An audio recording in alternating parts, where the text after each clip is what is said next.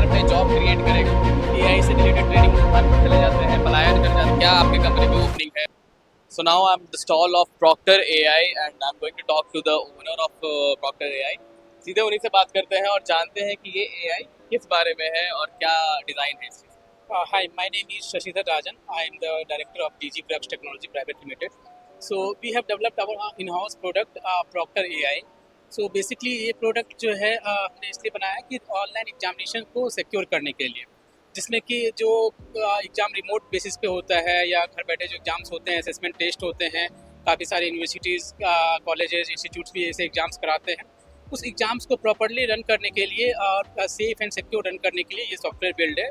मैं आपको इसके बारे में थोड़ा डिटेल में बताता हूँ कि क्या फीचर्स है सॉफ्टवेयर के। तो बेसिकली इसमें जैसे इन टू एंड एग्जाम मैनेजमेंट है कि आप पूरा क्वेश्चन पेपर जनरेशन से लेकर के रिजल्ट पब्लिशिंग तक का काम है। और बेसिकली जो एआई का जहाँ पे यूज हुआ है प्रॉक्टर एआई का, इसमें क्या है कि पहले जो मैनुअल प्रॉक्टर जो बैठते थे उसमें क्या होता था कि जैसे एग्जाम्पल के लिए मान लीजिए कि 10,000 कैंडिडेट का अगर एग्जाम कराना है हमें, और तो उसमें लगभग आपको 200 मैनुअल प्रॉक्टर बैठाने होंगे पर 50 स्टूडेंट पे आपको एक प्रॉक्टर बैठाने होंगे। लेकिन हमारे सॉफ्टवेयर में क्या है कि आपको एक सिंगल प्रॉक्टर भी नहीं बैठाना है, वो एआई ही सारा काम इसमें करेगा। ठीक है, तो हम लोग जो है मल्टीपल पैरामीटर्स पे जो है बच्चे का ये चेक करते हैं कि वो, तो आप देख सकते हैं जैसा कि नंबर 1 पे जैसे कि एआई फेस डिटेक्शन है।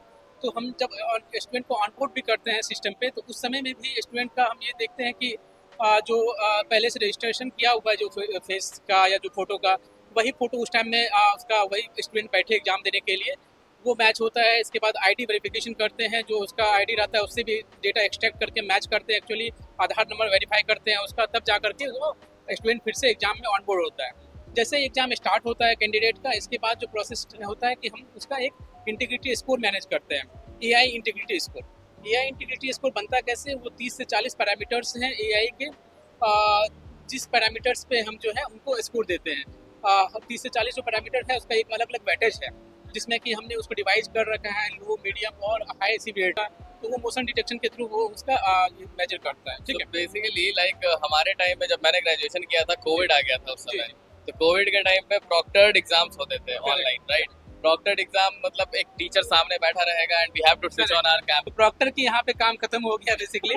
और आप काफी प्रॉक्टर में होता था कि वो मॉनिटर भी सही से नहीं करते कभी भी। करेक्ट। अब इसमें जो है वो भी चीज है, और आपको एआई सुपरवाइज करता है सारी चीजों को। तो पहला आपका फेस डिटेक्शन के थ्रू कर दिया, कैमरा एक्सेस के थ्रू जितनी चीजें हो सकती है वो हमने मैनेज कर लिया। सेकंड नंबर पे है अपना जो ऑब्जेक्ट डिटेक्शन। अगर आपके सामने में, कैमरा के सामने में अगर कोई मोबाइल डिवाइसेस भी है या कोई बुक्स है, कुछ है, वो चीज़ को डिटेक्ट करता है। ठीक है, इसके बाद हमने थर्ड नंबर पे साउंड डिटेक्शन रखा है। Okay. अगर सर्टन फ्रीक्वेंसी से ज़्यादा आपके रूम में नॉइज है, उसको भी डिटेक्ट करता है और उसको भी इंडिकेट करता है वहाँ पे। तो ये सारी चीज़ें पे स्कोर बनता है।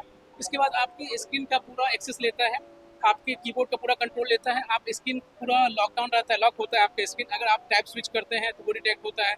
जितने टाइम टैब स्विच करेंगे उतना डिटेक्ट होगा, आपका इंटीग्रिटी स्कोर घटता जाएगा। तो फाइनली जब आकर के आपका इंटीग्रिटी स्कोर कम हो जाता है, एग्जाम्पल के लिए 50% से कम हो गया, तो एआई आपको ऑटोमेटिक टर्मिनेट कर देगा एग्जाम से, और आप लॉगिन करके एग्जाम नहीं दे पाएंगे। तो इसके बाद आपको फिर अप्रोच करना पड़ेगा मैनेजमेंट को एग्जाम दिलाने के लिए। सो बेसिकली सर, अगर कोई बच्चा ये फ्रस्ट्रेशन झेल रहा है कि वो एग्जाम में चीटिंग नहीं कर पा रहा है, तो आपके कारण है। ये अच्छी चीजें हैं, बेसिकली उसका करियर बनाना है अगर, तो आपको चीटिंग को रोकना होगा। Obviously. जितने ज्यादा मान लीजिए this is a very nice way to think and आपने एक बहुत अच्छा गैप फिल अप किया है मेरे हिसाब से, क्योंकि प्रॉक्टर्ड एग्जाम्स भी मतलब आई थिंक टीचर्स बैठ भी जाए तो भी उतना ध्यान नहीं दे पाते, क्योंकि एक साथ में बहुत सारे स्क्रीन होते हैं उनके सामने एंड हर एक स्क्रीन में देख पाना कि कौन कौन सा बच्चा कैसा कर रहा है, नहीं कर रहा है, ये मैनेज कर पाना मुश्किल है। बट टेक्नोलॉजी एआई इसको अच्छे से कर पाएगा और ज़्यादा एफिशिएंट तरीके से। तो मेरा ये, जैसे कि आपका ये स्टार्टअप जो है ये पटना बेस्ड है, करेक्ट? जी, बेसिकली मेरा कंपनी बेंगलुरु रजिस्टर्ड कंपनी है और मेरा ऑफिस यहाँ पे पटना में सपना मोड़ पे भी है। सो हम इसमें डिजिटल मार्केटिंग और सॉफ्टवेयर डेवलपमेंट का भी काम करते हैं। एआई बेस्ड सॉफ्टवेयर डेवलपमेंट भी करते हैं, क्लाइंट्स के लिए भी सॉफ्टवेयर बनाते हैं हम। प्लस हमारा एक ट्रेनिंग विंग भी है जिसमें डीजी स्किल करके, जिसमें बच्चों को ट्रेन करते हैं। एआई से रिलेटेड ट्रेनिंग होती है उसमें, सॉफ्टवेयर डेवलपमेंट से रिलेटेड है, डिजिटल मार्केटिंग से रिलेटेड ट्रेनिंग्स हैं। तो ये सारी सर्विसेज प्रोवाइड। अभी पटना में जैसे कि बहुत सारे कॉलेजेस और मतलब मैं ऐसे कहूँ तो टेक्निकल एंड नॉन टेक्निकल दोनों तरीके के बहुत सारे कॉलेजेस हैं पटना में। उसमें से हर साल लाखों बच्चे निकलते हैं, ठीक है? बहुत सारे बच्चों को कुछ समझ में नहीं आता कि क्या करें नहीं करें, कुछ बच्चे बाहर पर चले जाते हैं, पलायन कर जाते हैं। जो हमारे सीएम साहब भी बहुत बोल रहे थे कि पलायन की समस्या को सोल्व करना है, हर साल बच्चे जो बाहर जाते हैं उनको वापस बुलाना है। तो क्या आपका ये जो स्टार्टअप है ये बिहार में जॉब क्रिएट करेगा, और अगर ये जॉब क्रिएट कर रहा है तो आपके कंपनी में जॉब करने के लिए स्टूडेंट्स को क्या प्रिपेयर करके आना चाहिए, या किस टाइप का स्किल सेट उनको होना चाहिए, और कौन कौन आपके साथ जुड़ सकता है, ये बताइए। बेसिकली देखिए, आपका कहना बिल्कुल सच है कि जो स्किल्स हम लोग ढूंढते हैं वो स्किल सेट मिलता नहीं है प्रॉपरली। और बिहार से ब्रेन ड्रेन काफ़ी ज़्यादा होता है कि यहाँ से जो अच्छे कैंडिडेट्स हैं वो बाहर मेट्रो सिटीज़ में अलग अलग कंपनीज में एमएनसीज में जाकर के काम करते हैं।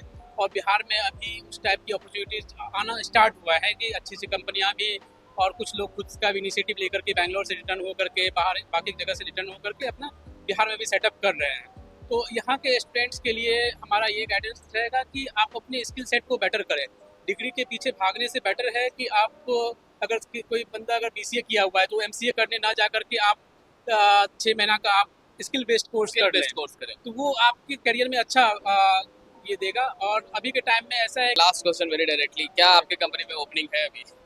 देखिए ओपनिंग हम लोग आईटी में है, कुछ ओपनिंग्स हैं जैसे कि सेल्स में है, इसके बाद हमारा डेवलपर में भी है, पाइथन डेवलपर की ओपनिंग्स हैं। ओपनिंग टाइम टू टाइम आता रहता है, ठीक है, जैसे जैसे रिक्वायरमेंट होती है या क्लाइंट के प्रोजेक्ट्स भी आते हैं उस टाइप से आते रहते हैं। हम लोग अपने इन हाउस में 3-4 प्रोडक्ट डेवलप किए हुए हैं, कुछ प्रोडक्ट और भी कर रहे हैं डेवलप, एआई बेस्ड प्रोडक्ट ही मोस्टली है। तो अभी हमारा टारगेट है हम लोग बिहार में ही ज़्यादा पेनिट्रेट करें मार्केट को और यहाँ पे ही एम्प्लॉयमेंट जनरेट करें। अभी हम लोग 20 लोग को कम से कम एम्प्लॉयमेंट दिए हुए हैं बिहार के लोगों को ही, जो कि यहाँ के से ही पढ़े हैं या कुछ लोग बाहर से पढ़ के आए हैं जो कि यहाँ पे फिर से रिटर्न हुए अपने घर और यहाँ पे अच्छी अपॉर्चुनिटी उसको मिल। बहुत अच्छा लगा आपसे बात करके, आपके स्टार्टअप के बारे में जान करके, और अब ये बात और भी ज़्यादा अच्छा लगा कि आप बिहार के लिए एक तरीके से रोजगार क्रिएट कर रहे हैं टेक्निकल फील्ड में, जो कि बहुत कम है। एंड आई होप कि आपको अच्छे से अच्छे यहाँ बिहारी बेस्ड लोग मिले जो आपके साथ जुड़ पाए, आपके साथ काम कर पाए। Thank you very much for your time.